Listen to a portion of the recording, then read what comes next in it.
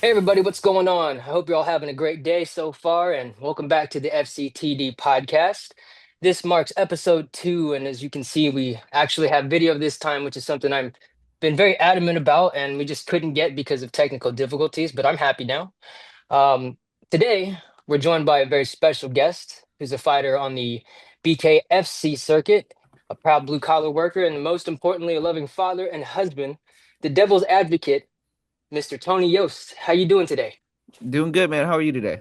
Oh, not too bad, not too bad. Just taking it one day at a time. Glad that you had the time to come on the show and share a little bit about yourself. No, absolutely, man. I appreciate you having me, and that's what we got to do, man. We live day by day the best we can. That's what I like to say, man. One of my favorite sayings. That's good advice. I mean, we can plan and plan for the future, but in between those plans, sometimes things pop up, and that's something you didn't really account for. So you just kind of got to take it day by day. No, absolutely. And there's another thing too throughout the last few years of me kind of finding myself and kind of becoming a better human being in general, like we all try to be is there's only two guaranteed things in life: the day you're born and the day you die. Everything else in between is honestly just a fucking it's up in the air, man. You just gotta learn to enjoy it. The good and the Yeah. bad. And that can sound bleak to some people, but at the same time, if you kind of flip it and look at it, it does make sense. Yeah. A lot of times we do want to feel like we're in control of a lot of things in our life, even including ourselves and our emotions, but you'll find out pretty quickly that sometimes that goes out of the window, Yeah. depending on what situation you find yourself in. Absolutely. Okay, cool. So yeah, basically, I guess there's so many points to start when talking to somebody for the first time. I've always found that the best place to start is generally right at the beginning of things. So, if you don't mind, kind of telling us a little bit about your background, where you're from, and some family life growing up and stuff like that, we can probably start there. Yeah, all right. Yeah. We'll just start from I'm from a small little town, the 507, Albert Lee, Minnesota, right on the border, like 10 minutes from Iowa. So real southern Minnesota. Not much going on there. It was like growing up, it was like a retired old white folk home, in town, you know what I mean? Very great people. I love the people there. They're really, man, they support me more than anybody, especially Hmm. now. So that's really cool. I really like that. I grew up, my parents split young, so I got the honor of having two fantastic mothers. Hmm. My mom and then my dad's wife, Jen. My dad, he taught me sports. Grew up playing baseball. Then I got into skateboarding at sixth grade. Got my first skateboard. Did that for many years. I still try to skateboard. I just shit hurts. You know what I mean? Being 30 now, and I grew up deer hunting, uh, Nice. playing a lot of video games. I mean, my dad still gets on every night with his boys and plays video games. You know what I mean? Damn. So like, that's what we did growing up, man. And then I got into martial arts when I was 15, and that's kind of what I've been doing ever since. Okay, so you had a real boys will be boys upbringing. Absolutely, it was really just I feel like I was born in '93, so I grew up in like the early 2000s, and that was like the Mm, last generation of, hey, you guys can go do whatever the hell you want. You know what I mean? Because like my that's mom, true. I love her to death, but like this is gonna be so funny. She's gonna fucking hate me for this one. But like I was when I started hitting that age of being able to like go out and do stuff. My mom was a single mom after many years, and so the internet came out, so she was Mm. on the computer. You know what I mean? And because like most people were at that time, because I mean computers and internet and all that stuff was just brand new, so I was Oh, out it was blowing up, yeah. skateboarding with my friends, doing whatever I wanted, and I think that was like the last generation to be able to do that. So that was kind of just like a boys childhood, man, partying in wooded areas and building dirt tracks in the woods and all that good stuff, man. Biking, skateboarding, it was a good time.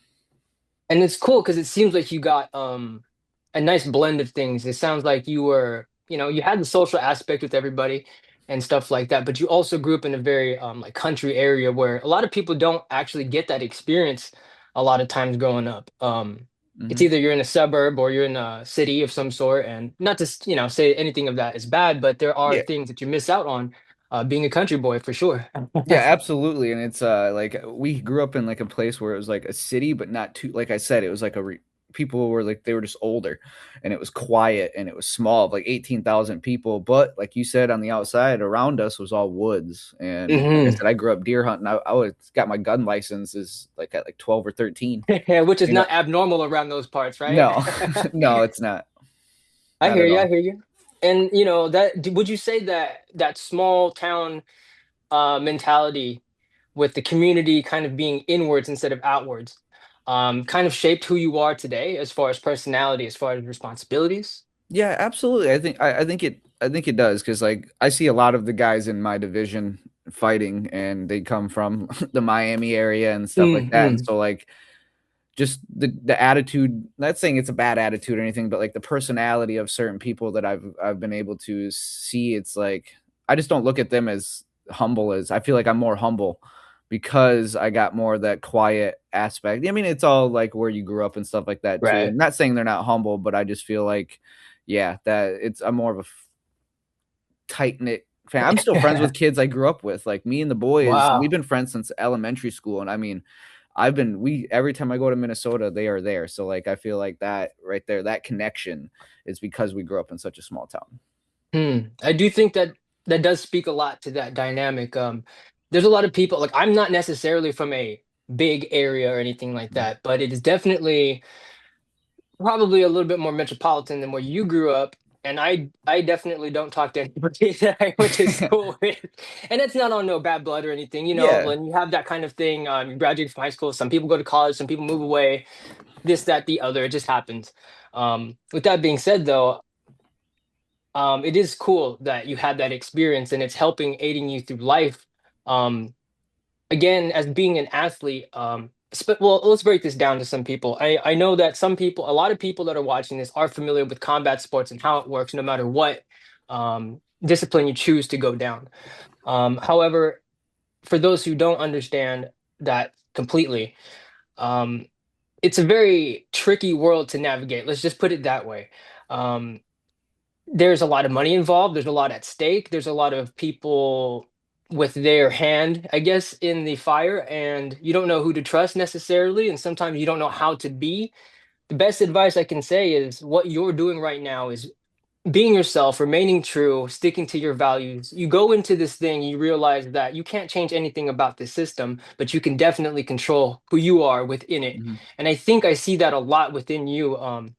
It even comes out in your fighting. To be honest with you, I watch a fair amount of bare knuckle fighting, and I've never really seen anybody with the same type of, let's say, composure that you have in the ring. Thank you. Um, I see a lot of concentration, a lot of focus, a lot of calm in there that I don't necessarily see with a lot of guys, even in just conventional boxing or in MMA. There's something about your personality that carries through from outside of the ring to in that ring. Very classy type of fighter, I would say.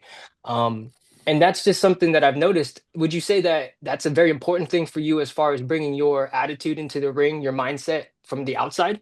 Yeah, actually, it's because I felt like throughout my beginning of my career, like I'll break it down a little bit for you too, is like because I feel like I've been in this for so long that I've had different sections of my life where my mentality has Hmm. been different in these different parts, and I think that is what's shaped me into being able to just enjoy it and be calm in the chaos. I see. Oh, I see. hold That's on, fair. I'm gonna let my dog out real quick. He's wanting me real No, quick, no worries. This is just real what this quick. is about.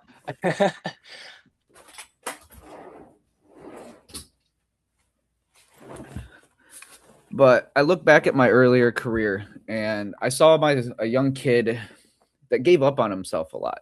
You know what I Mm, mean? But then I look back at why I gave up on myself is because I wasn't putting in the right work and I I didn't see. have the right people around me. It was always just me. I grew up fighting in broken down schools.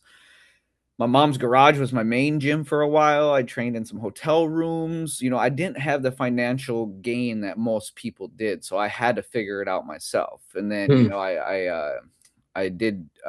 middle of my career, it was like, ooh, I really want to get out of Albert Lee. Not for anything bad, but I always saw myself doing something bigger. okay. So a And little then bit of growth. a little bit of growth, and I was like, okay, Okay. now it's time to look at this as let me get my family out of here. Better school system. I want my kids to see the world a little bit different. So we moved to Florida. And then I went I was pro at this time, and then I took a big shot, went to Hawaii, got knocked out, bro. I should not have taken the Right. fight. But it also taught me a lot about myself. That like, okay, if I was ever to do this, I am nowhere near this level of skill yet. So now At it's the like, time, okay, right? I'm yep at the time. So I was like, I'm gonna have one more. I'm gonna retire. That's it. I did what I wanted to. I got my family out of there. Then without it, I realized I got fat, I got sad, got depressed, Mm, and then I just realized whether I was going to coach or do whatever, I still wanted to give this a shot. And at the time, Bare Knuckle was getting gigantic, right, just right. kind of growing about 4 years ago, 5 years ago. Hmm. I come back, I get into a gym, and again, I thought I was around good people, but I also like to live by this motto: if you don't surround yourself with people that have the same drive and dedication you do, you will never reach your true potential. I had great teammates, just wrong guidance, and the people that Mm, should have been guiding me right. And then now I'm in a great place where now I look at it as my career is I just want to inspire people, okay. and by doing that, I was given a gift to it'd be wrong of me not to share it with others. And why I'm so calm in there now is because I've gone through all these trials of like I can look back and remember at certain fights where like I purposely gave up on myself. You know what I'm saying? Like I could have probably tried to fight out of a position, but I just let him choke me out. I Let hear you. I let hear him you. choke me out. And I remember these very good vividly. And I just now the calmness in there is because I've gone through all these trials and I've had over 30 fights, and I think I've seen so much different things that now I can go in there and just be free. I can be myself. I can just have a good time knowing no matter what the outcome is, I'm inspiring others and motivating others. And that to me is, I feel like, really drives me just to have fun in there now. And that is why I can be so calm, because now I'm just having fun. I'm not trying to prove anything. I'm not trying to. Going back to my last gym, I felt like I needed to prove something to become a world champion. I needed to Mm. do all this stuff because the guy around me, I was 0-2 starting off, and he was telling me, your career's over. You lose another one, you're done. You're done. You're done. And even when we got into our big argument and I was getting ready to leave, he was telling me I was never going to make it without him. You know what I mean? And then now I Oh, got that's motivation right there, of it course. was, and at that point, I found a great system. Me and my wife were just training by ourselves in our carport, you know what I mean? And then we found a great gym to go into, and having the right people around you, I think, is the second part outside of me going through all the trials and doing Mm, all the experience is the best way to put it. Long story short, experience. And the other half of that would have to be having the right people around me. That is why I can go in there and be calm and mm. like just because I just enjoy the chaos with I the see. I see. situation. Long, Yeah, it makes little. it makes sense. I It's a mean, long if you story go there in for there you. with the team and nobody's really like having your back, no one's really supporting you or even aligning on just what you're thinking going forward, it's going to be hard to concentrate on the task at hand, that's for sure. Yeah, Um, absolutely. And being a young kid at the time, it was just me oh and my yeah. wife and me and some homies in a garage, and I thought we were doing good, but in the end, like you said, you need the right guidance. And I think a good coach is in a good school is So you've necessary. mentioned your wife being with you throughout this entire journey, pretty much, it seems like. Yeah. Um, how, I mean, that's not a luxury a lot of fighters get, or even anyone that's doing something that takes a lot of time away from them. Um, that's not a luxury that a lot of people get. So how great has that been for you as far as having a partner that does understand what you're going through and does support you in this way? Uh, Honestly, I'm very grateful to be. I mean, our lives just, I don't know what it was, but the universe, like I said, is I was given a gift in many different ways, and I'm very grateful. Now that I'm older, I look at it life a lot different. Hmm. And like we met when we were 15. Wow. We got together a couple years later. Now we've been together about to complete our 15th year, and we have Jeez. 2 kids. We live in Florida. That right there is, I would say, the number one thing that keeps me going is my other half, and that would be my wife. It's been very, very. She's she keeps me, she cooks for me. You know what I'm saying? She keeps me in track. When we didn't have a gym, or even when at the last gym I was at, I didn't really have a coach there. So she was even on the sidelines in the gym holding pads for me. She learned to hold Ooh. pads. Because we both, when I first found out before I got back into fighting, we both were at 185, 190 pounds. And now we're both Hmm. walking. I think I stepped on the scale this morning after eating some junk food at like 142, 143. You know That's what I'm saying? amazing. And she's the same way. Usually on most days, we both fluctuate between 38 and 42. So, we both, this whole journey together is also another thing because she just kind of takes care of herself and I take care of myself. We focus on each other and it helps, or on ourselves, and it helps everything else kind of fall into place. I So see. it's I been see. great. It's been great, man. Yeah, As because I'm I've yapping away on little things there, but it's been fantastic, man. I couldn't have done it without her. I would not be who I am today or where I'm at in my career or even as a human being without her. I mean, that's honestly a beautiful thing. Like, 'cause like as I said before, I mean, there's a lot of situations where, um, even if, let's say, at the beginning of someone's career, they do have a significant other with them, it's gonna be very tough for them to accept the lifestyle. On top of that, it's gonna be hard for them to go to the event. And even if Yeah. you won, it's just like no one wants to see someone they love get punched in the face. Let's be honest, right? Like, Yeah. so And that's crazy. my wife's in the corner. You know what I mean? She's like Yeah. she wrapped my hands for many years, and like it's just, yeah, dude, it's wild. It's a So wild what you're situation. saying is that she's a beast also. Oh yeah, I ain't gonna say. Yeah, she's I. Had to make Hey, sure she's not be behind me. careful, you might catch those hands over I know. there. We spar together. I mean, she Nice, is. nice. Yeah, man, it is. She's a tough son of a bitch.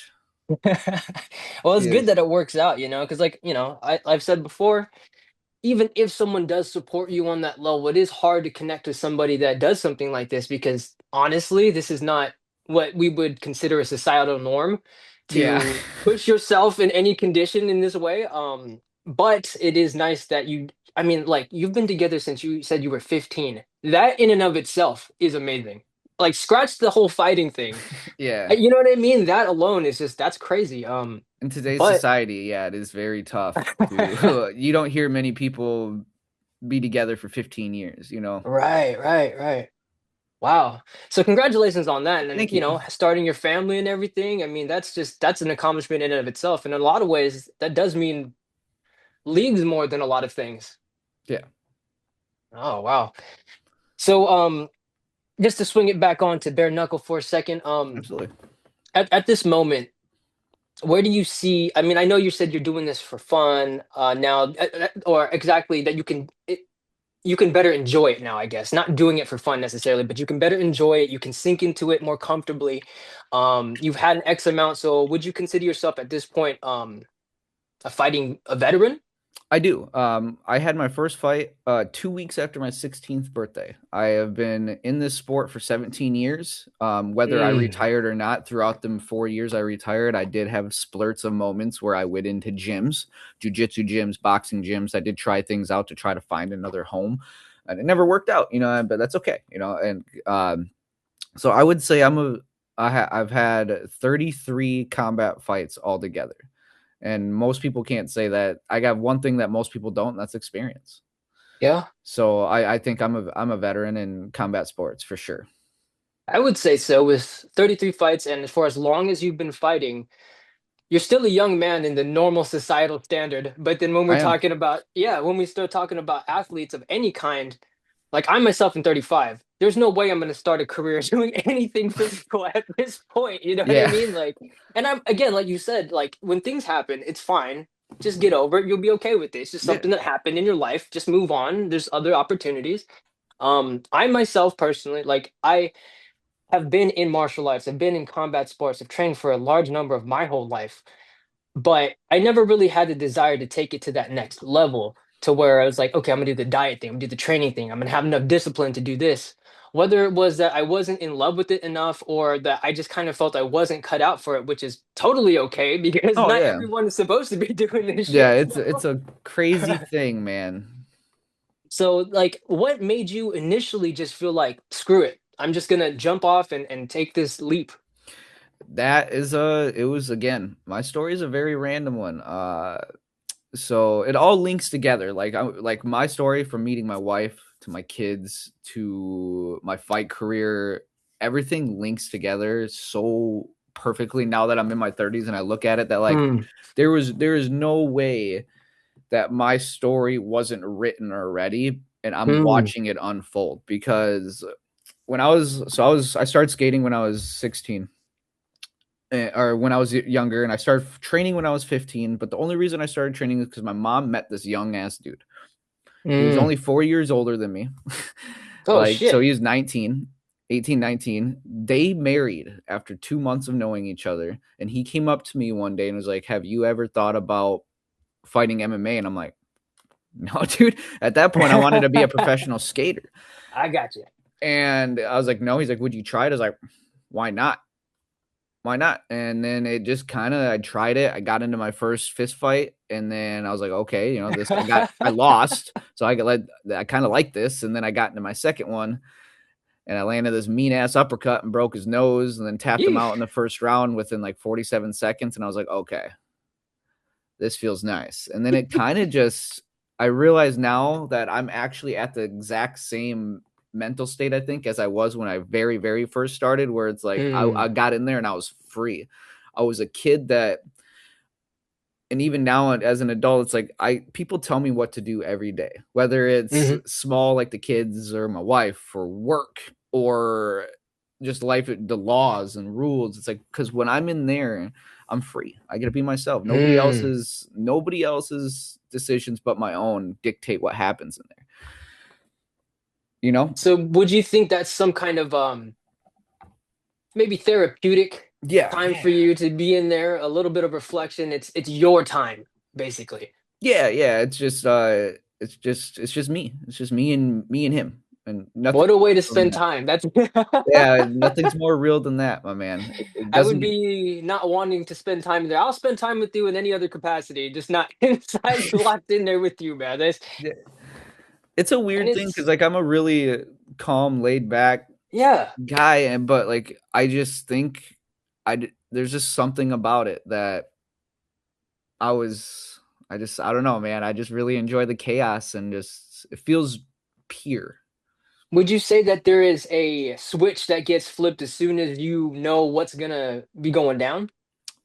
My switch is the face offs, and it never Ah, used to be like that. But if you watch my face offs for BKFC, it's like that moment we lock eyes, everything turns real. Everything is like I I can talk see. all my shit online. I can do everything I ever want, anything I want. But as soon as that weight is cut and we face off in front of each other, that is the moment. It's like, okay, this shit's real. And now that I take the switch. That's legitimate. That's legitimate. I can see that.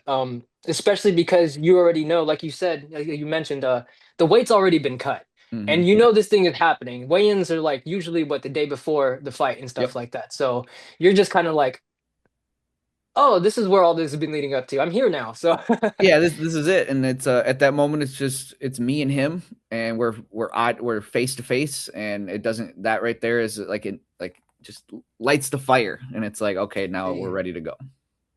Okay. So I guess one thing I'm kind of curious about personally is since this is something that you are passionate about, does your record necessarily mean anything to you as far as what it looks like?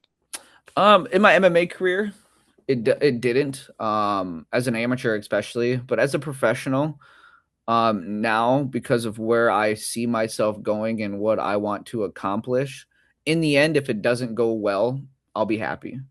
But yes and no, I guess then. So yes, it does matter, because if everything unfolds the way I believe it's going to unfold, my record matters, because the only way I get to a world champion, the only way I get to achieve my dreams is by having a good record. I got you. So basically, it matters, but you try not to think about it. Yeah. Because You I don't want mean, to like win just to improve the record. You want it to kind of go hand in hand as you step up. You're not just like, trying to think, oh, I'm not trying to get one more L or whatever. yeah. Because like when I first started, I went into it thinking like, what is this kid gonna show me that nobody else has showed me? Wow. I got fucking clipped in 23 seconds and put on my ass. Learning experience. I didn't get knocked out. I mean, he put me out for a split second, hit the mat, got up, I stumbled, the ref stopped it. Cool. My second one, I dropped him first, then he dropped me, and then Mm, I stumbled. So it was like, okay, so the first one, learning experience. Second one, I got a taste of who I was. So at that point, I was in a gym where it's like, Anthony, you lose one more. This is it. Like your career's mm. over. Your career's over. And then I won the one. And then he kept telling me I wasn't good enough. And I was still, my career was over Like, with. what do you So, want from me? yeah. So now I'm like, my record matters, but not, it's not in the top 10 list of things that Gotcha. I want to put in my head to focus on. I just need to focus on being the best version of myself day by day, and everything else will fall into place. Nice, nice. So we're still looking at top prize being you accomplishing just like the top of the totem pole within your division. Yeah, yeah, 35 is cool, 45 is cool, but I want to just, I want to be a 25er. I want to be one of the best to ever do it, but not even as being one of the best where I go in and I knock people out. I want to go in and deliver some of the most beautiful performances that have been done. And that's why I've been telling people I am the Vincent Van Gogh of bare knuckle. You got, like you said earlier, is there, you get people that go in there and you're like, okay, these guys are bare knuckle fighters. Yeah. I go in there and you're like, this dude is a bare knuckle striker. Mm, This guy is a pure, he has figured out this bare knuckle shit. His feet are great, his movement is great, and he is accurate. mm, Like my accuracy is through the roof. You know what I mean? Like I want to be a pure bare knuckle striker, not a fighter. I want to be a striker. And by landing, mm. being accurate and precise, that is what's going to win me my fights. I'm going to look good doing it. The knockouts will come, except for Trujillo, my last one. That son of a bitch was tough as nails. Man, I hit him with some bombs, but he kept getting up. Just wouldn't go away type He person. wouldn't. He wouldn't. I'm also very grateful for that too, because it allowed me to showcase more than just power and speed. Right, right. You got to go the entirety of it, show your conditioning, show your skill, show how you can Mhm. handle something like that. It's not just like, oh, within 20 something seconds he's gone. You've shown that you can actually have your skills work for you as the rounds go on, Yeah, which is crazy. yeah, and especially being there because I went there even with a slight little bit of doubt of endurance because I see. I live at sea level. Right, right. And he lives in Colorado. Oh, geez. So I went a week early and I did everything possible I could to build my Wow. confidence. So when I walked in, that from the moment I got there to the moment I walked in there, that confidence, as you could tell, depleted or like got bigger and bigger and bigger. Like Mm, the doubt depleted. That's where I was going with I it. see. I see. And I could notice I was like, just hit his body, hit his body. So that's why I was ripping shots into his body because it's like I need to get his breathing down to my breathing. And then At it just, least. and then the longer the fight went on, the more I saw his mouth open. I'm like, this guy, it doesn't matter. My cardio's better. You read it right then and there. It was Yeah. cool. And that's what I'm saying. Like, I did watch a couple of your fights, and again, like what again, on top of the composure and just the focus, you seem to already like just be imposing whatever you want to do. The one thing I've seen that's different is because I'm used to working in boxing, is that I've seen a lot more combinations being thrown by you as far as not singular bombs and this and that. Like, when to do that, but also when to take advantage of what is open, when it's open. You go to the body, you come back upstairs. You display a lot of defensive head movement also, which is something that I've not really seen as much in I guess bare knuckle. So you seem a lot more dynamic as a fighter, and that goes back to what you're saying. You want to be the striker of bare knuckle. You don't want to be the fighter of bare knuckle. Mhm. That's amazing. Never heard that before. Thank you. Yeah. And it's like, like you said, people don't move their feet. Like you don't see people move their feet like I move my feet and my head movement. Yeah. Well, the head movement I really worked on because I got clocked my first two. You You know what said, I'm screw saying? that. Screw that. I'm tired of this. And I did in my MMA career too. Is like I spar, but I don't put in the sparring unless it's absolutely necessary. I've been doing it a long time. I come from an era of throw no headgear on, small MMA gloves, and we spar. We win. We didn't. We fought in the gym. Like Yeah. you know what I mean? In the early 2000s.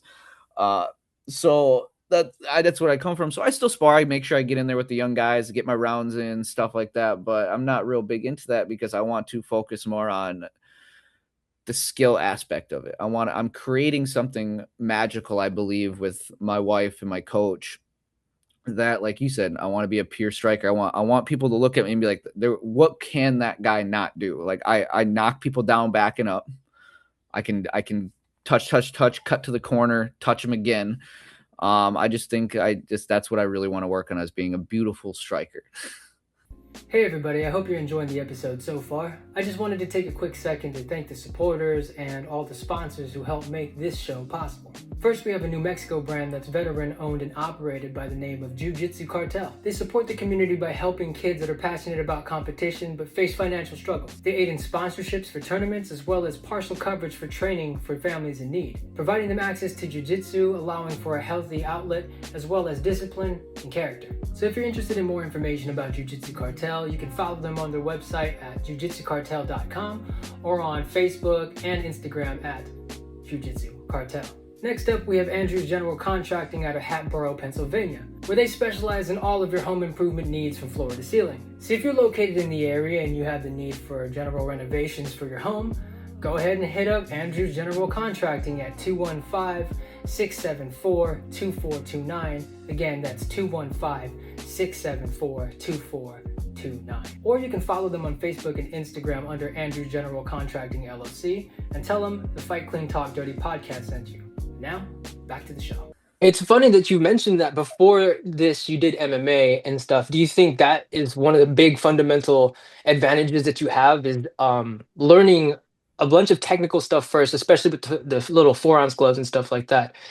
Just getting a feel of how to move and all that, did that carry over into your bare knuckle? Yes, and I think the footwork definitely helped out a lot, because I did I fight with my feet are a little bit farther apart than most boxers. I see. And I think that helps me boom, boom, boom, go forward, go back. But then even again, my coach Kenny now, he does a lot of footwork and he works on that too. So he works with my style that allows me to be able to help out with them steps. But wait, what was it again? I kind of zoned out there.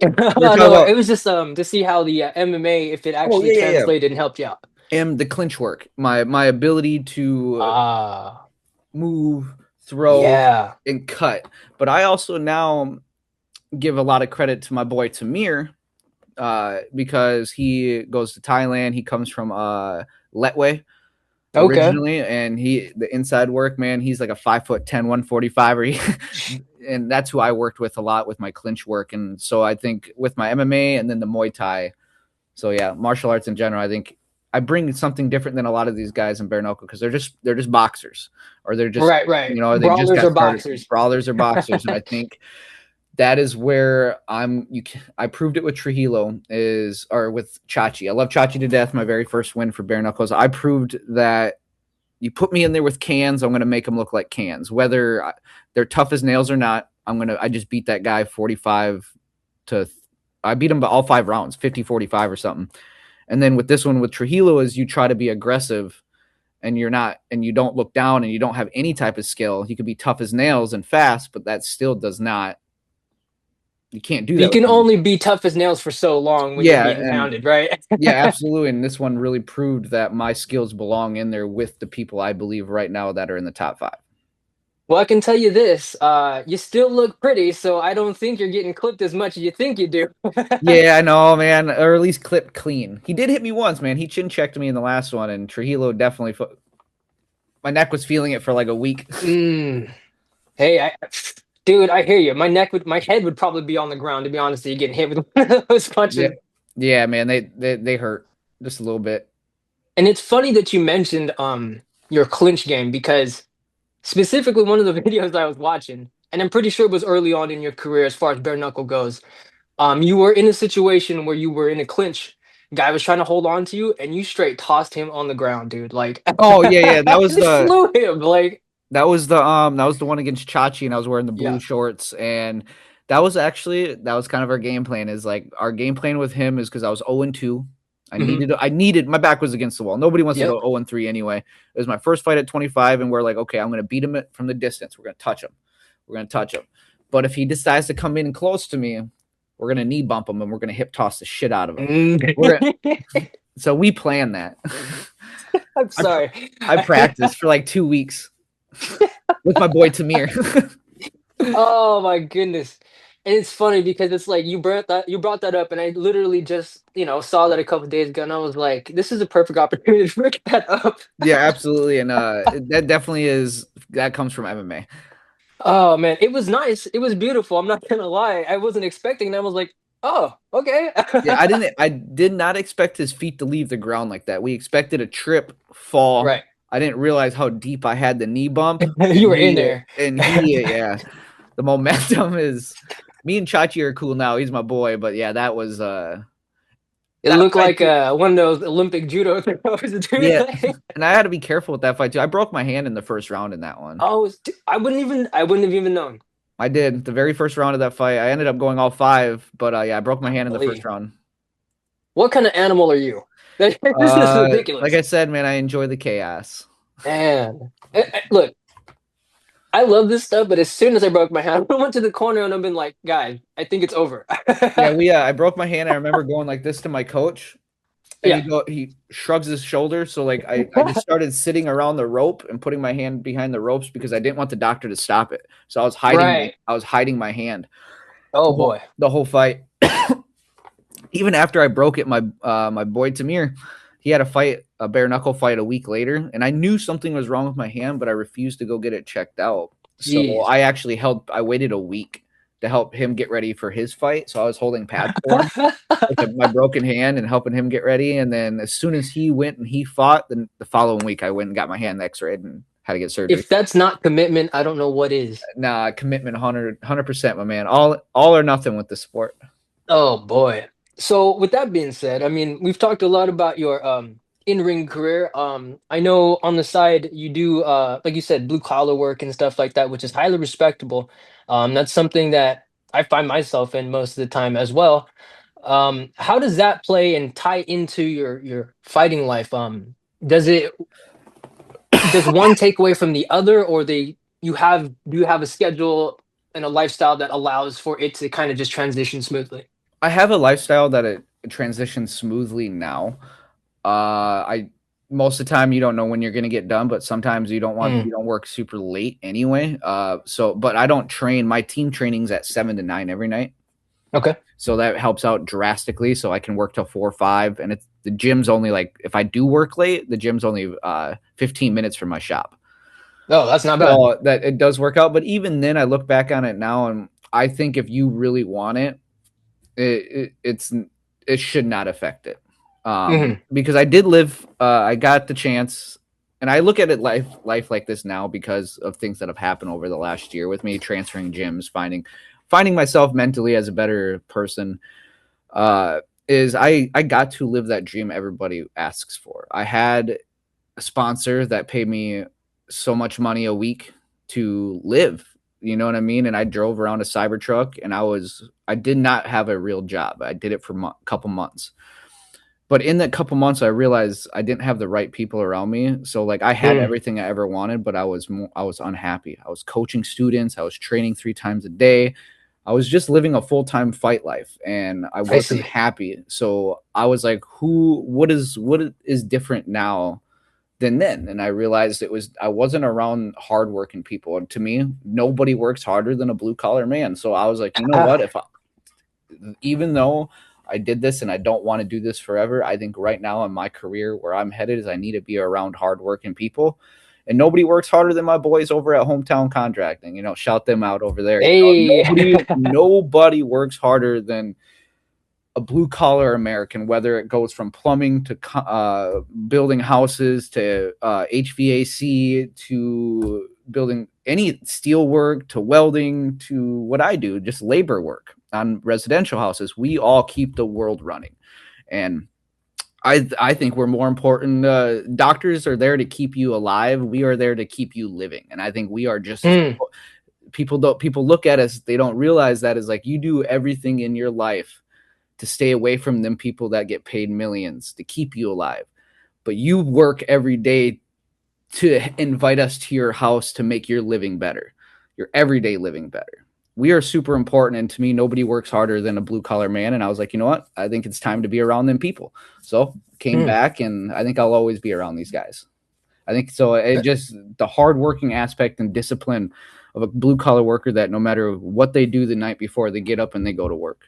Sick, broken hand, drunk, anything like that. They get up and they go to work and they pay their bills. And to me, I think that is the mentality I bring to fighting that, some of the greats have. Mighty Mouse, Yeah, blue collar, yeah. some of the greatest martial artists have been blue collar workers. And I think that's because of the hard working discipline. I really, like there are no words really for me to express how much I respect the fact that you're not just fighting. Not saying that no one can make a living off of that. No, yeah. But the fact that you understand yourself, for what you need to do to move on, what you need to do for your family. The fact that you said that someone was paying for your lifestyle and you weren't happy with any of that, that shows a lot of who you are as a person. A lot of guys that I know that are in this business would probably take the money and never look back. And it's happened a bunch of times to some people I know. Um, I look, as being a manager in boxing or an agent to a fighter, I've been in situations where there are people that are adamant about not working. They just want to fight, but you're not making money at a very low level. So I don't know what you're expecting to do. It's either you're going to find your sponsors or you got to go get a job. Mm-hmm. And there's a lot of fighters like, I don't want to get a job. I don't want to do this, that, the other. I think it's beneath me, da da da. Well, it's like, well, that pretty much sums up who you are as a person and how you think of everyone else. And that's a little disrespectful, to be honest with you, because as you said before, I truly believe that no matter who you are as a blue collar worker, no matter what job you work, this is the backbone of America. We do see that they, like you said, they allow for everything to run. They go to work. No one really complains about anything. You end up sometimes having the short end of the stick, and you still go to work. Mm-hmm. That's not something that happens in boxing. A lot of people complain, this isn't fair, that's not fair. Well, guess what? All of it's not fair. And Yeah. you have to do something to make it work. Life's not fair, man, and everyone has a story, everyone has a journey, and it's just something you just got to do it. You know what I mean? Like I had this one opponent, like he's not even an opponent, but I see us fighting each other down the road. We were talking shit, and he's like, you should have just stayed at your blue collar job, blah blah blah. I do this Oh shit for boy. a fucking living. I'm like, listen here, dude, you're 3-0. I get it. You're living on a fucking high horse. You're like 26, 27. I get it, dude. You're doing fucking fantastic. But dude, that house you're living in, that apartment complex, that toilet you're flushing, you know who does that? Motherfuckers like me, bro. And motherfuckers like me. So your little shit, like all that gang banging shit, all that other shit, it's like, no, you know what's hard? Getting up and fucking supporting yourself and being a good fucking Ooh, person. That shit's hard. Being a good yeah. person's fucking hard because we're all human. We all have our bad doubts. We need to choose to be good, but in Mm, the right situation, learn to be bad at the right times. You know what I'm saying? Because if you all put us in a certain situation, we're human. We're gonna do anything to keep us alive. That's just how right. it is. That's just how it is. And people can. That's Instinctually. instinctually. Yeah, Yeah. it's, yeah. I couldn't even say that word, bro. I got you. I appreciate it. I appreciate it. So yeah, man. Blue collar work is. It means the world to me to be able to support them and represent them because there's a lot of us, man, that like I've met a lot of old guys, a lot of grandpas and a lot of dads that like I back in my day I could have done this. It's like why the fuck didn't you? Right, right. You're unmotivating, bro. You need to tell the next generation and stop being dicks and let's help them out because it's hard enough to be a man in this world as it is. Well, We for don't need many to be different reasons. many different reasons, and we don't need to be beating each other down. And I've seen that in the blue collar world for Hmm. forever. And I want to change the narrative and give these younger guys that are coming into this stuff hope that we can still do this to help change the world while focusing on myself on doing what I want to do too. I think you're in the right, to be honest with you, I think you're in the right age group to do that because when you're like approaching your 30s or in your 30s, you're kind of in between the young guys and people that are think they're 20 years older than you, but they're only like 10 years older than you, 7 years Yeah. older than you. But and they want to give you advice and stuff. So you kind of have a foot in both camps, Yep. especially with the year that you were born. Like you said, you were in that literally the last people. that had total freedoms with that went unchecked, that Hmm. barely had internet. You could make your own opinions, you could form your own thoughts, you could be yourself. So yeah, I mean, I think you're absolutely correct on that.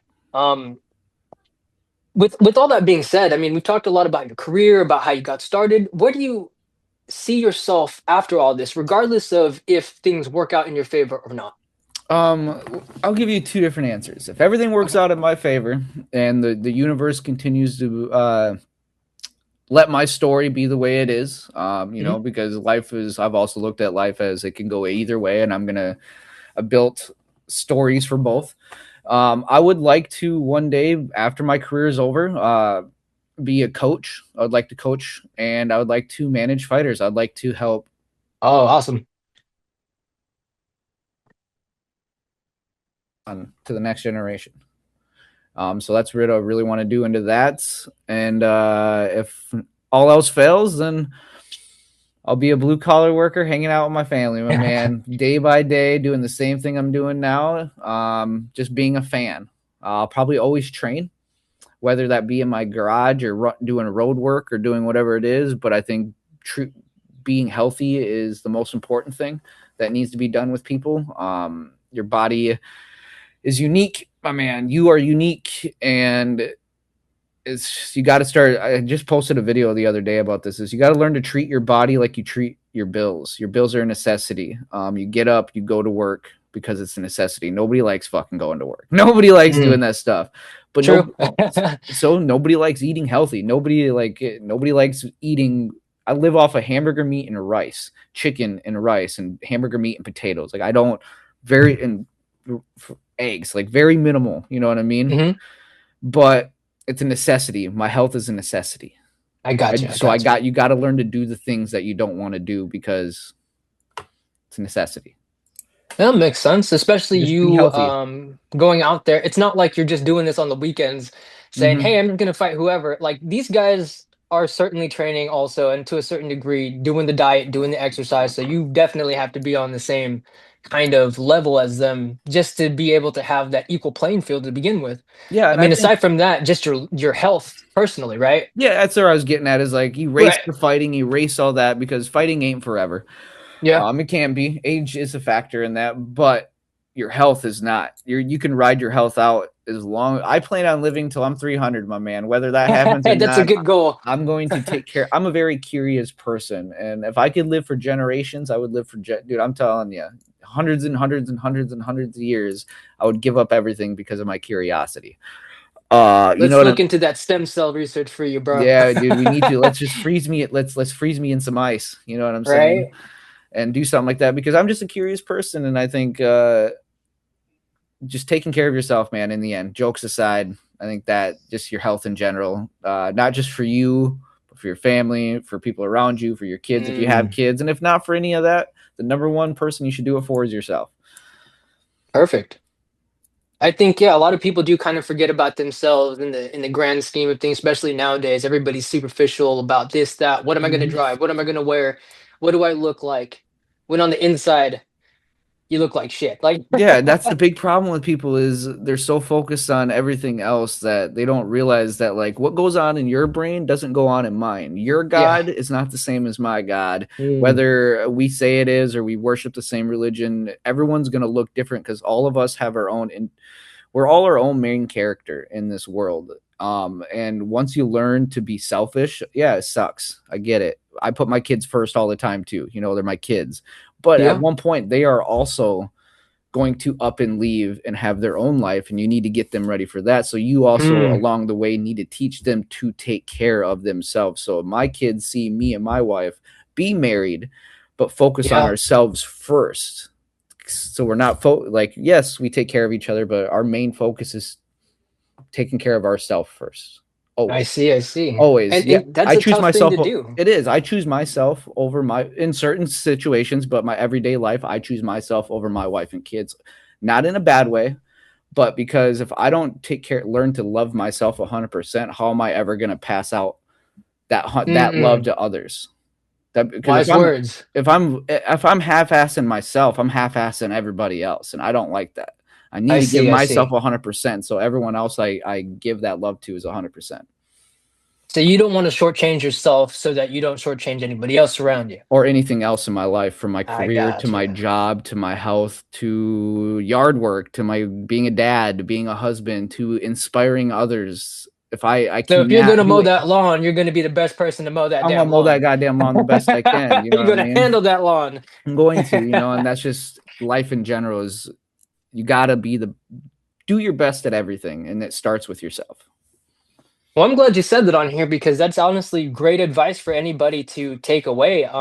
Even sometimes I feel like the most motivated people sometimes peter out on that because things happen and you kind Mm-hmm. of doubt yourself a little bit. But to always remember that you can change your situation, that you can rely on yourself. More importantly, there's other people to rely on around you. I mean, given that they are the right people to do so. Yeah, absolutely. Um, those are really good words to live by.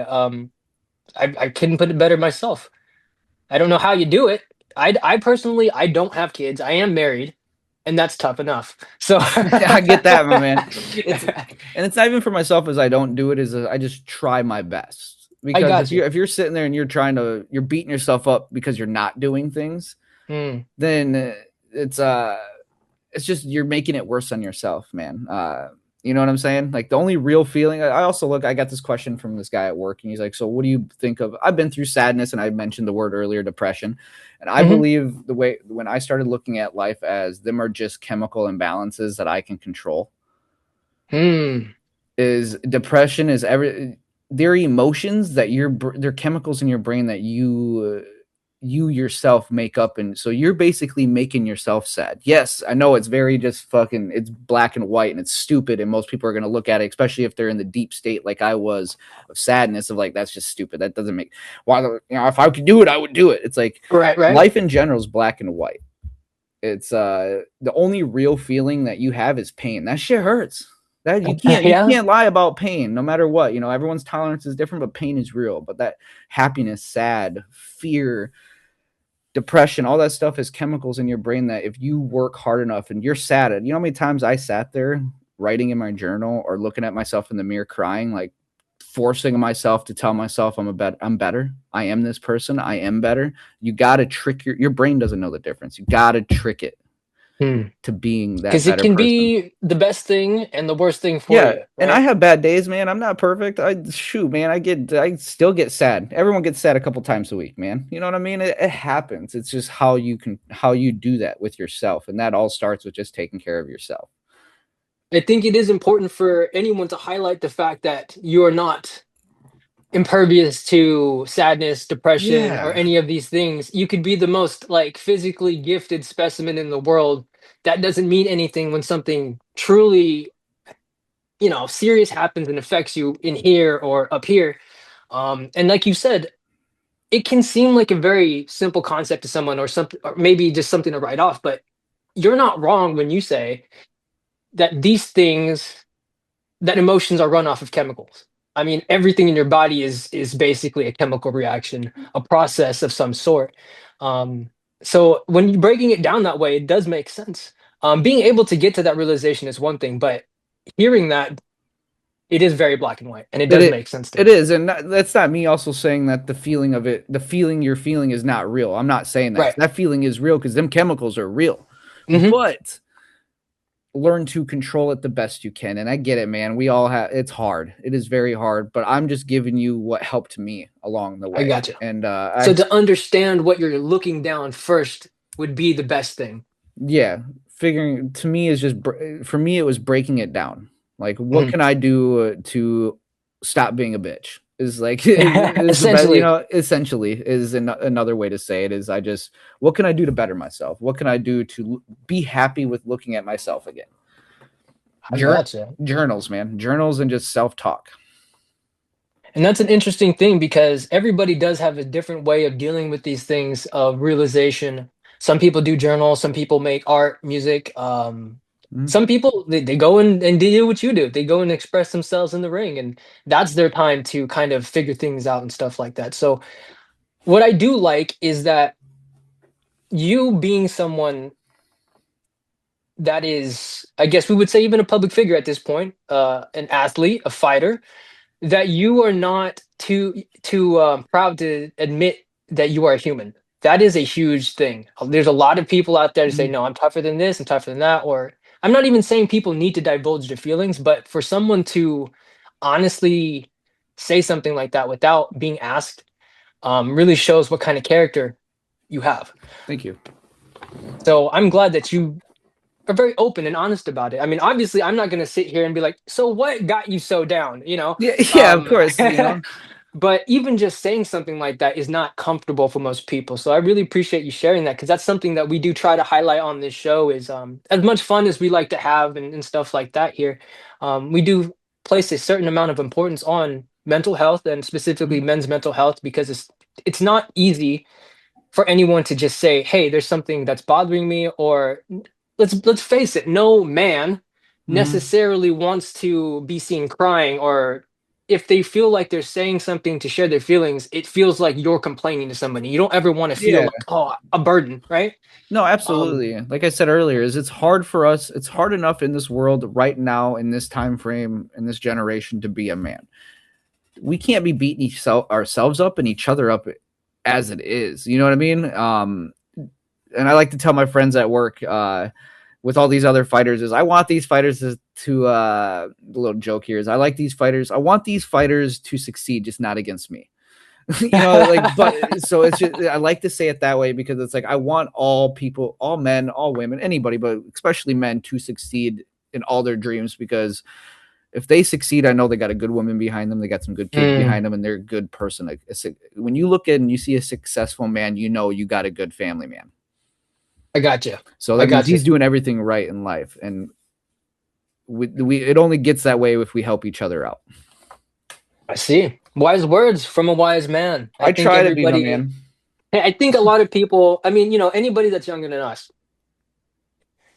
you don't have to take this advice, but I would seriously look at it. I would Yeah, seriously look at it because you describing yourself as a young man really sounds a lot like myself, which probably sounds like thousands of other yeah. kids, you know? I always thought when I was growing up, I knew everything about what was happening in the world. Turns out I didn't know shit. So, No. Yep. 35, here I am. I know a bit more, but would I say I know everything? No, still don't know shit. So No.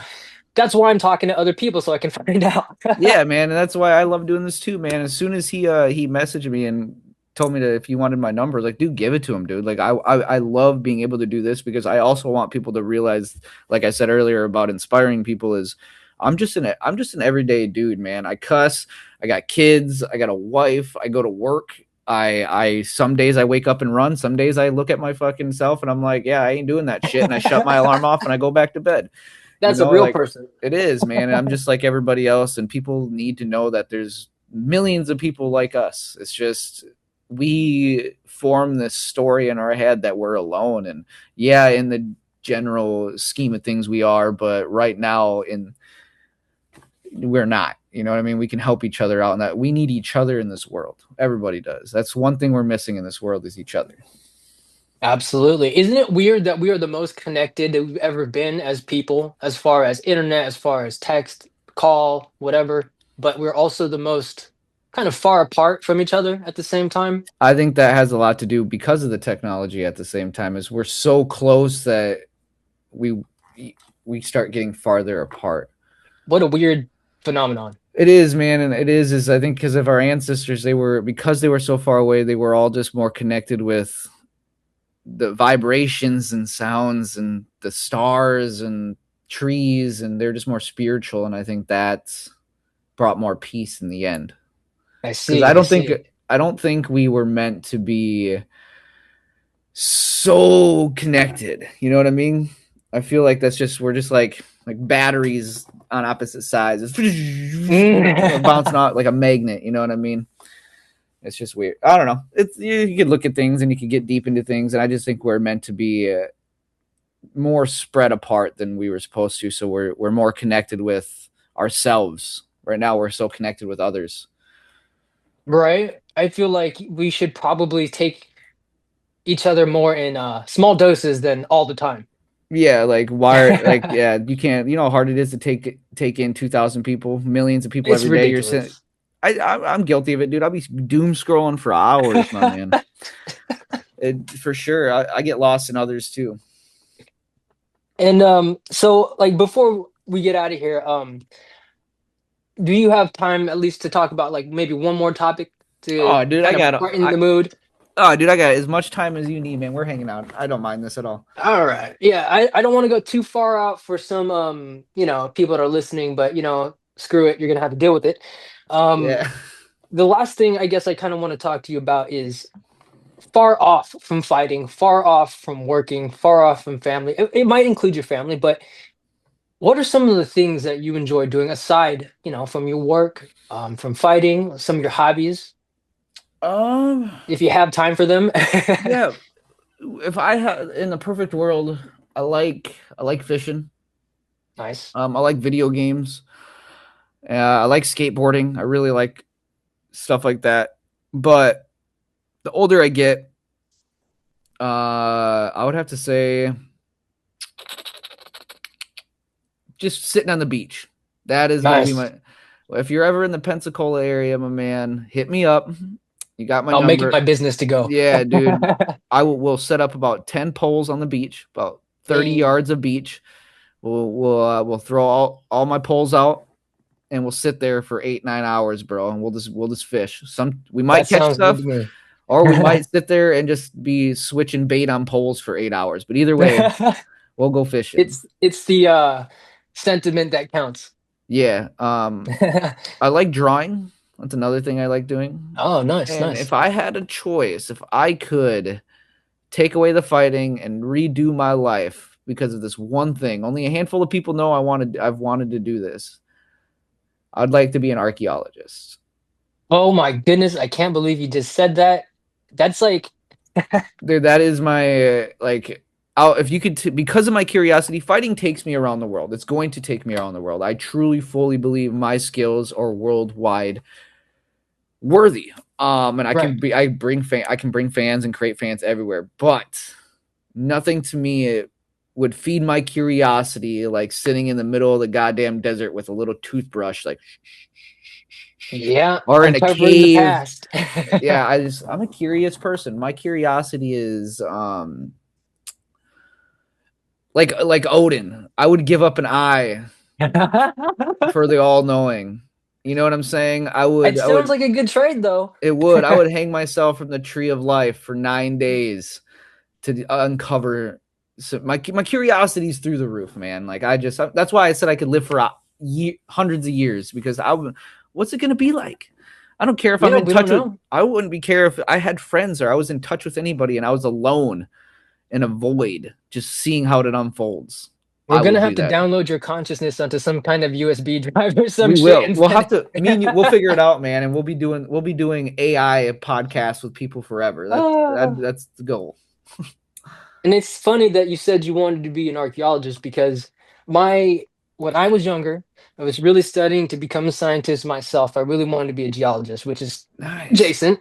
Um, nowhere near as interesting as uncovering those types of things, but I just thought it was funny because I feel like we are pretty similar people, even if we've never met. It might Mm-hmm. be a product of the time because science was a huge fucking thing when we were Yeah, I growing mean, up. yeah, and you're only a few years off of me. You know what I mean? Like Yeah, I we was would have gone born to in high school. 90. Yeah, we So would have I'm gone to like, high school together. yeah, I'm not I wouldn't even consider myself like older than you. I would, you know what I No, mean? If you're within the same like fucking era, like screw it. if you were born in between 90 and 96, we're like the same.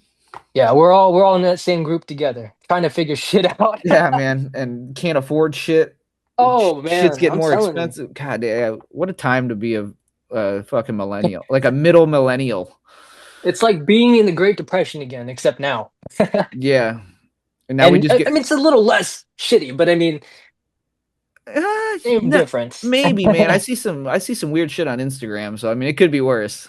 Yeah, yeah, I guess what it is that we have during the Great Depression time, there was an external explosion. Now we have the external explosion plus the internal implosion, which is not helping shit. So, Yeah, because now we're just seeing everybody struggle while we're struggling, and we're like, oh fuck, everybody, the world's going to shit.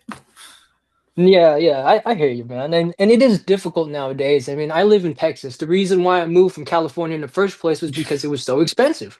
Dude, And they I've were been to playing some bullshit. Yeah, dude, I went to California for my BKFC debut, and dude, to see $8 in gas was absolutely Oh man, it wild. makes you want to cry. Dude, we dropped off we refused to even pump. Like we dropped off the rental at the rental place, and we're like, "Yo, just let them charge us, dude. I don't even want it. My heart can't It's handle this. cheaper. Yeah, my heart can't handle this $8 a How much gallon." is gas roughly where you're at now? The last time I filled up at the beginning of the week was like 3.98. I Okay. think, but most places around outside of the one by my house is like over $4, I like see, I see. Yeah, we're four nearing that 18. here. When I first got to Texas, I'm not joking, it was like two something. Yeah, it was like 2.18, man. I was like, oh my goodness, what is this? I'm gonna start driving around for no reason. Like, Dude, dude, I needed the when I was doing that full time gig, doing like 2 months of training. I drove around a Cybertruck, and he paid me. Like we started a mobile billboard business. mm. So like people would pay for their logo to be on the Cybertruck, and it'd be 24-hour advertisement Just because out of curiosity, how was it to drive that?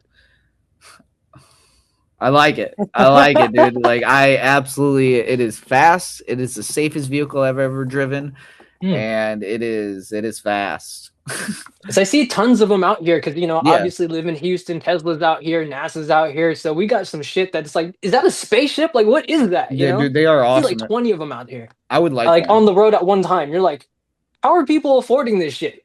Yeah, they're. I definitely would get one. I'd get rid of. I have a V8 Nissan Titan, Okay. like platinum, and I would get rid of that bad boy. I mean, I have like Damn. Reese's peanut butter cup leather interior on that bad boy, man. I love them things, but I'd get rid of it for a Cybertruck. Damn. They're nice, I man. didn't know it was like that. Dude, it's like, dude, the first time you put it on like super mode and like push down on the gas, like you know that feeling of going down like a roller coaster. Dude, Yeah. I felt my stomach in my ass, dude. Like them So things. you were pulling G's in this fucking thing. Dude, it's like I think it goes 0 to 60 in like 2 seconds, 2.5 seconds. I don't Damn. know how it's something like that, man, but it is makes it easy to go across lanes. And Oh, yeah. the self drive is cool. Like I could go to the gym and Mhm. I'd pull out to the main road and I'd turn around real quick and from the little U-turn because I didn't really want to use it, but then I'd hit self drive. That thing would drive me from there to my house into my driveway. What? I could leave yeah, even to going to the gym it's a lot easier. So I could leave my house, I could just get in the car, push gym, self-drive, it'll back itself out of my driveway, it would go to the parking lot and it would back into the parking spot. How hard was it to go back to your normal vehicle after that? It was sad. It was- It was sad, but it didn't bother me none. Now I have a goal. Now I plan on yeah. getting myself a Cybertruck or whatever new electric vehicle. And I'm not even an electrical vehicle guy, but dude, it was sick. So what you're saying is that if you were to get an electric vehicle at this point, it would be Cybertruck or nothing. Cybertruck or nothing because I got you. I would wrap it. My guy that does all my banners and puts the logos on my shorts, he wraps Cybertrucks like he's a graphics guy here, and It's a I good car to honestly wrap. It's nothing but bass. yeah, that's what you want. And I would still like to try to start my business of a mobile billboard business, and like it's a way for me to not even a business, like just as an athlete, because in BKFC we can't have banners now. Really? So that's why my shorts, I have unfortunately had to only use cash sponsors on there because that's my only way to get Ah, money. And so, like, I would use sponsors that give me free gear, like, the soap or my t shirts or gear, but I can't. It's hard for me to do that now if I have so many. I have to put my cash sponsors on my shorts now because I don't have right. that big banner You behind only me. have so much real estate on your shorts. Yeah, and unfortunately, I got to have the money first to pay It makes sense. for my camps.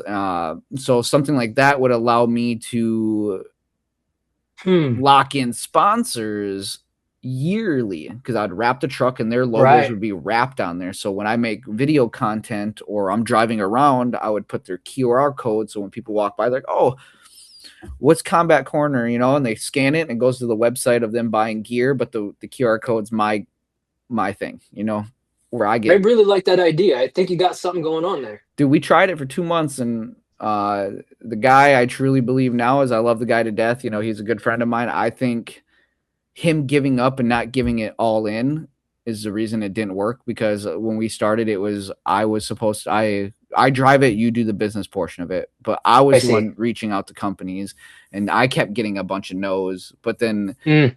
I didn't ever hear anything back. He was offering stuff, but nobody was answering him. It's like, you got to grind these mother, you got to get on their asses. Every So day. I think it'll still work out. I'm going to build my own personality and my own storyline, and then I'll probably bust up open the Cybertruck thing again.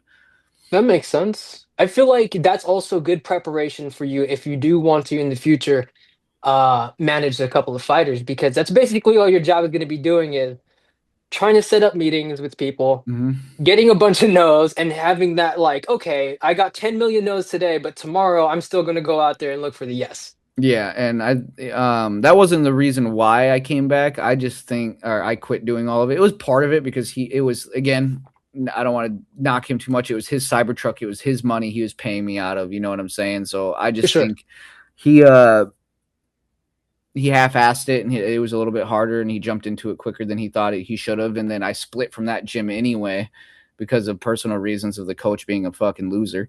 Yeah. And That's a so story of a lot of people's lives.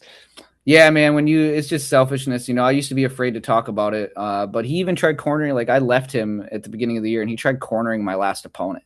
Like, you were my coach's kid for 3 years. Like, listen here, fucking douchebag. You know, and so like, but after that fight, I remember walking out of the ring and seeing another manager there that I know knows him, because he wasn't just my coach, he was my manager too. And Mm. I remember looking at him and telling Tony, I was like, "Hey, DJ Tony," I was like, "next time you see Scott, tell him to suck my dick." You know, like I shouldn't have, but my emotions are running high. Excuse my language. That's good. But That's what we're here for, man. it was just one of them things, you know. And then you just bad people around you. I got you. Getting out of Like that guy. what we said earlier, it's like this fight game, and I've never been around. Well, that's not true. I've been around AAA baseball, but combat sports, man, there's nothing like it. There's a especially boxing. Like I'm sorry to keep harping on about that, but Yeah, again, man, like you this have to is the though. sport that I came from, and I've seen a lot of bad things happen to good people. I've seen a lot of good people make terrible decisions and turn into horrible people. You cannot. That is the one sport I will tell you this.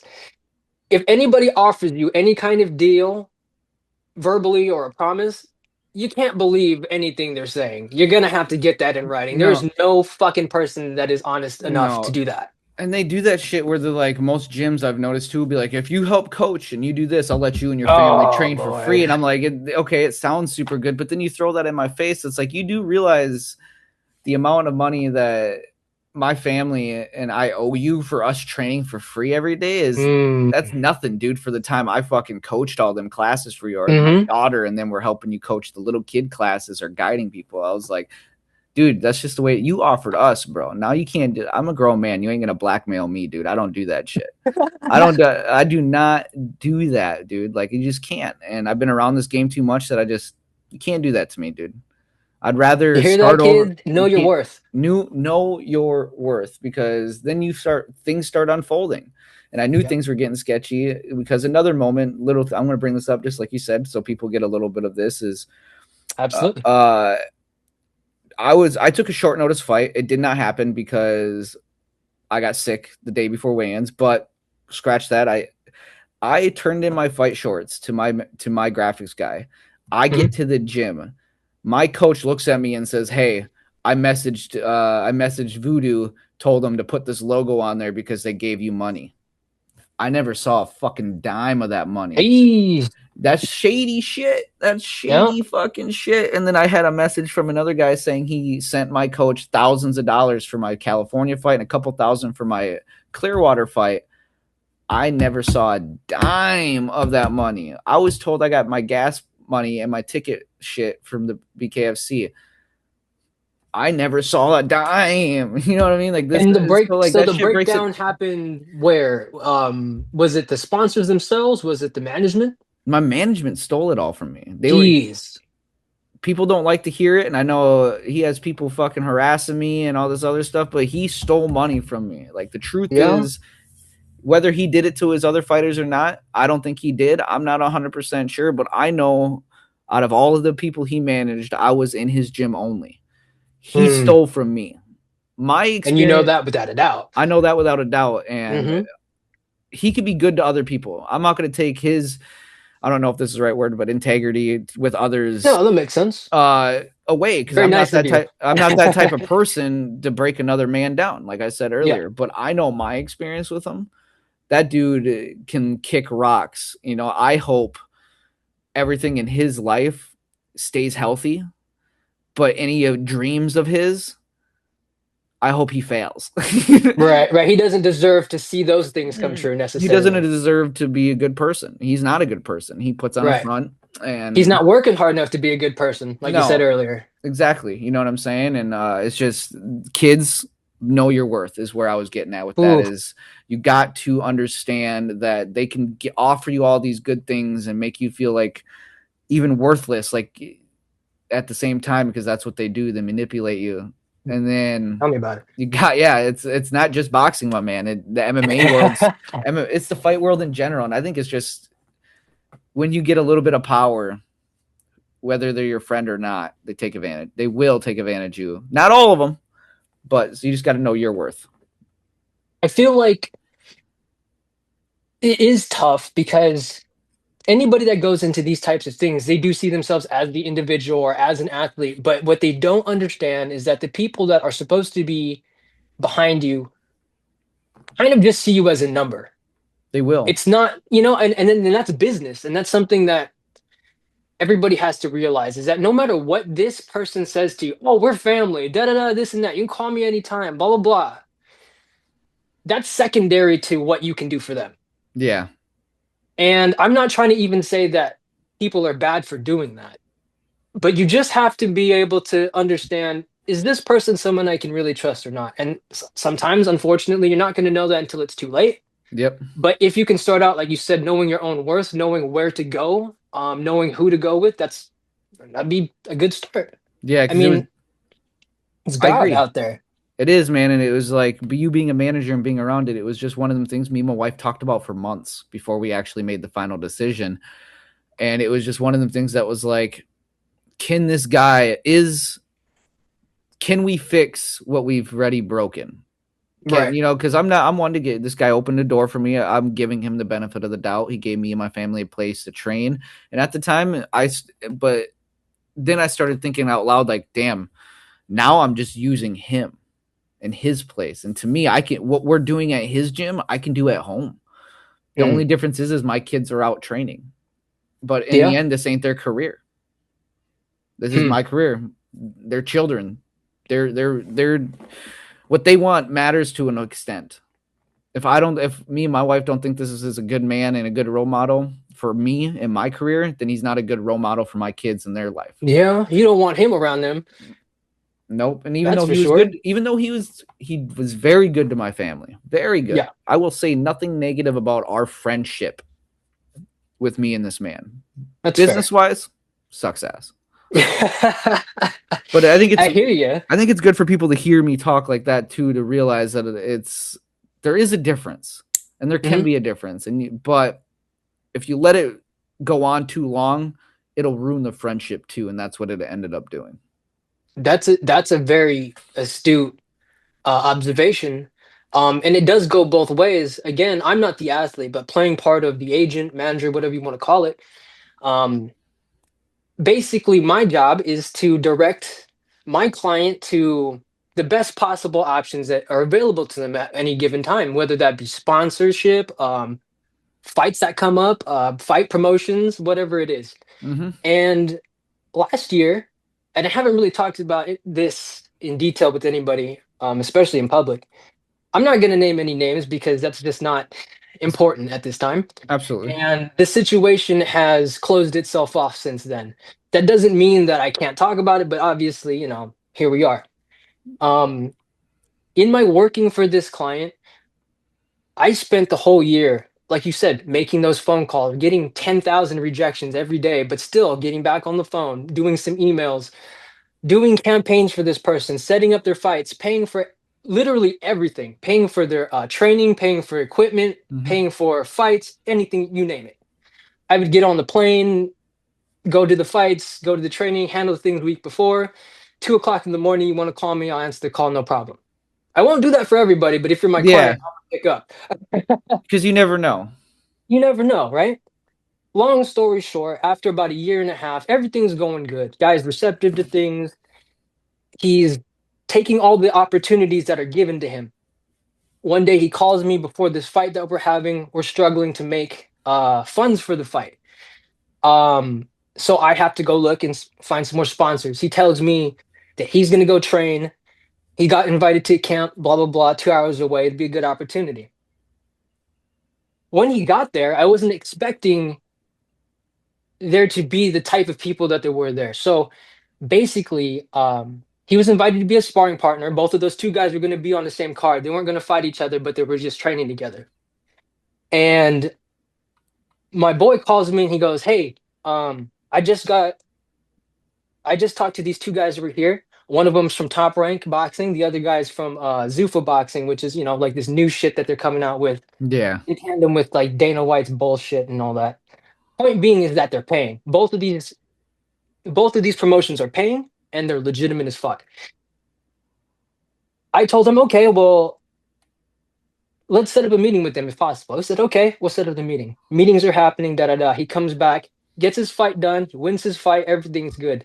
2 weeks later, he comes at me foul for not being able to get him the money that he needed for the fight, which was taken care of in the end, anyways. But he was accusing me of not working as hard as I could, why the money wasn't there, why I wasn't supporting him. I'm like, dude, you need to calm down with that. Like, I supported you for a year and a half yeah, so far. We've never had a problem.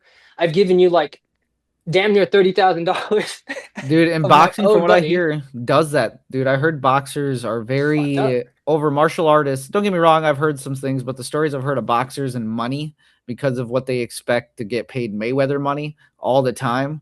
It's like, listen, bro, just accept the 5 grand and chill the fuck out. Exactly, because I didn't give him like $1 million contract. Yeah. Then things went sideways. Basically, we both agreed because I'm bankrolling whatever the fuck for him and giving him the best options, telling him, hey, you need to fight in America, you need to go this, that, and the other. He goes and chooses another promotion that is, mind you, not in America. This shit is like somewhere in Turkey. Damn. And I told him, I'm like, I'm glad you signed a contract with the promotion, but this is not what we agreed on. This is not like the best possible thing for you or for me, because at the end of the day, I am looking out for you, but I'm running a fucking business here. You have to. It's that's the difference between people don't realize. Is like even with Scott is my last manager is like I said, I enjoyed him and I get it. You have a business to run too, man. You know what I'm saying? So like I understood that portion of it with him. It's just he didn't see like the way you're talking about your client is you could tell you cared a little bit more. You know Yeah, what I and mean? here's the thing. I didn't want to tell him what to do. That was never the Hmm. plan. He was always adamant about making his own decisions. I told him that's fine. But as being your agent, there are things that I see that you aren't necessarily looking at right now. Hmm.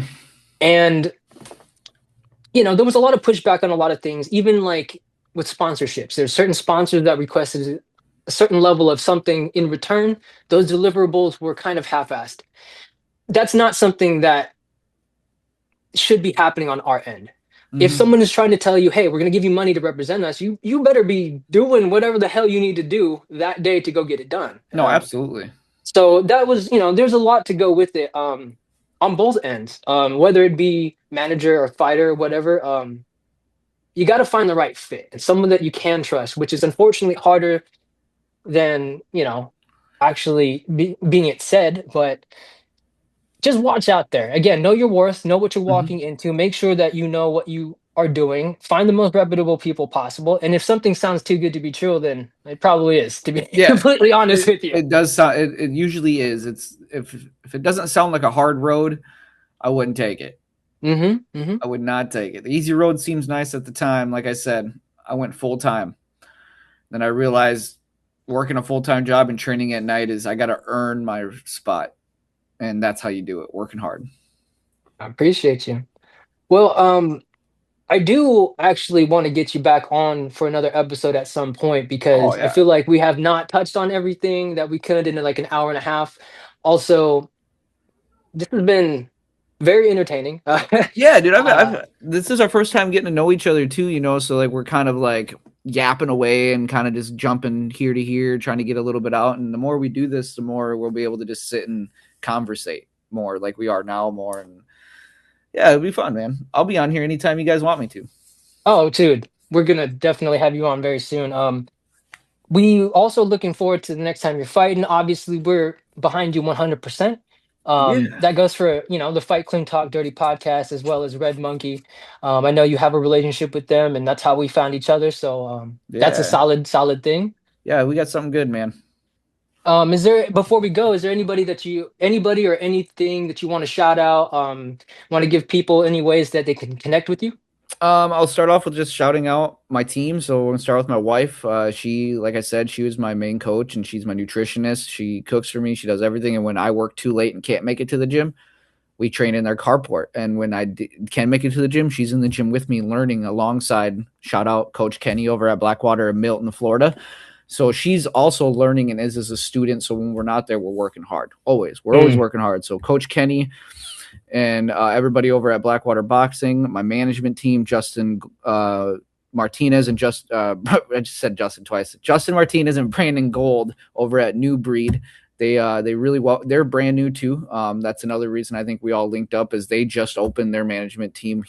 And then Coach Kenny also just opened his gym and he trained under Big Roy Mm.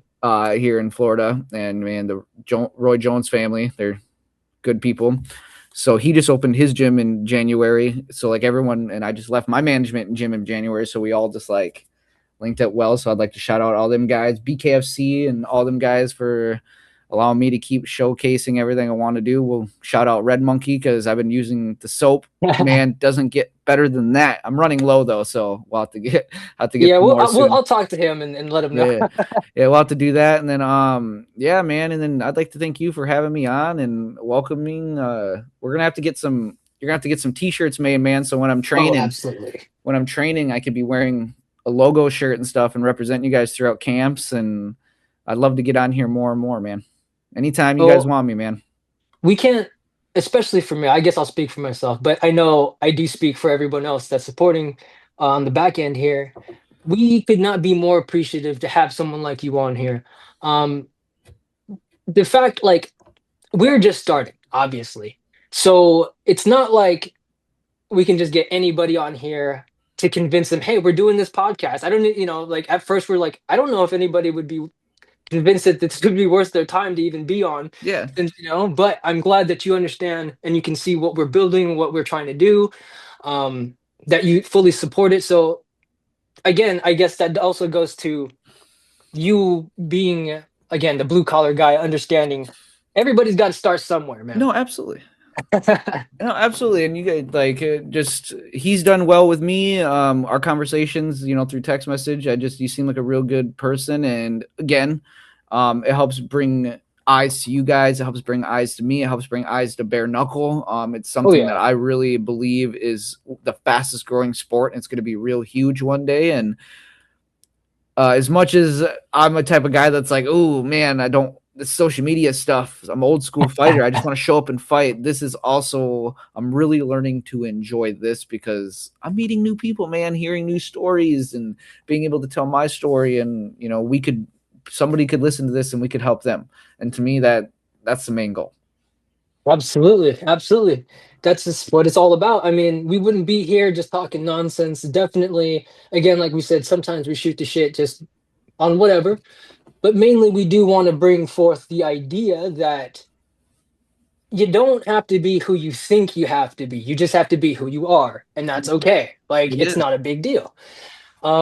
So as for us on the FCTD podcast, you can find us again on Instagram and also on TikTok on at FCTD underscore podcast. And you can find us on YouTube with full audio and video this time around at FCTD Podcast, as well as on Spotify. The Apple Podcast delivery system we're still working on because that's just how it is. Yeah. Otherwise than that, I'm going to thank you again for taking the time to be here. And, I understand how busy you are, what your schedule looks like. You're a family man, working man. I just I really can't thank you enough for having taking the time out for us. No, absolutely, man. And I'm like I've said, and I'll say it again, is I'm very grateful for the opportunity too, because you're allowing me to tell my story and be myself and just help others. And that's awesome, man. Like I said, I'll be on here anytime you guys want me to. I'm usually free on the weekends. My Monday through Saturday is pretty busy. I've bailed on friends and family so recently because my life is hella hectic. But sitting down and doing stuff at home, man, I'm a homebody now. My life's heck. I'm always down to get on and bullshit. Yeah, just to let everybody know real quick, this is a pretty real podcast. This isn't like an overly produced show. This isn't a place where I'm going to get somebody on here to try to stir up drama or anything like that.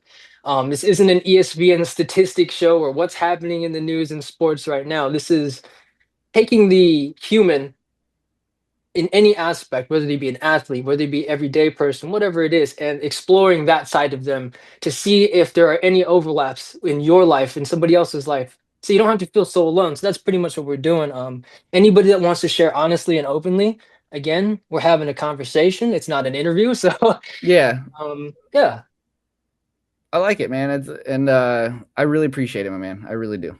It's been a no great time. problem. And last but not least, I'd like to thank everybody that's listening out there that that has been supporting us. It's only been our second episode so far and it hasn't aired yet.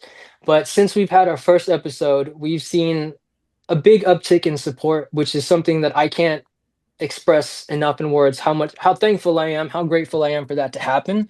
We are trying to not only bring out media and push out content, but we want to really create a community which we can engage with, Yep. whether that be talking to each other, hosting little things to where we can meet up or whatever it is. These are the type of things that we're trying to do. So again, thank you to everybody that's listening out there and on YouTube, on Spotify, whatever it is that you're doing. And make sure to keep up with us for the next episode. Not really sure who's going to be on next, but we will worry about that when the time comes. And we will see you guys on the next episode.